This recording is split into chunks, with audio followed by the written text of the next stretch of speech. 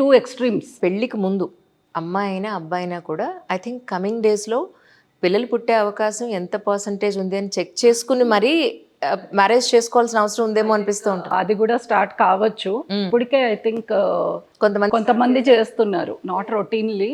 అమ్మాయికి ఎగ్స్ ఎలా ఉన్నాయి, ఏఎంహెచ్ ఎలా ఉంది, అబ్బాయికి సెమెన్ టెస్ట్ ఎలా ఉంది. రైట్.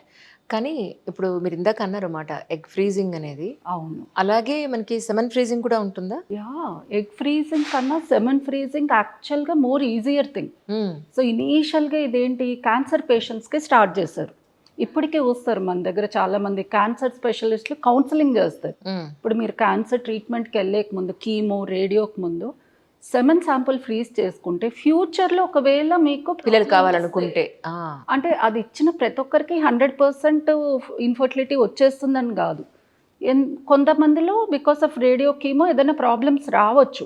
ఇది ముందు జాగ్రత్త. కరెక్ట్. ఒక బ్యాంకింగ్, స్పర్మ్ బ్యాంకింగ్ చేసుకోండి అని చెప్పి పంపిస్తున్నారు. ఇప్పుడు ఇందుకు రీసెంట్గా వీ హ్యాడ్ ఫ్యూ పీపుల్, ఈ క్యాన్సర్ అలాంటివి ఏం లేవు, but they want to delay.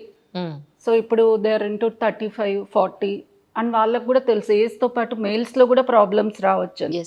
So వాళ్ళు not a decided about marriage and kids. So వాళ్ళు వచ్చి మా దగ్గర శాంపుల్ ఫ్రీజ్ చేసుకుంటున్నారు. ఇన్ ఫ్యూచర్ వాళ్ళది ఏమైనా ఒకవేళ మ్యారేజ్ అయ్యాక ప్రాబ్లమ్స్ ఉంటే they can always come back and use కదా.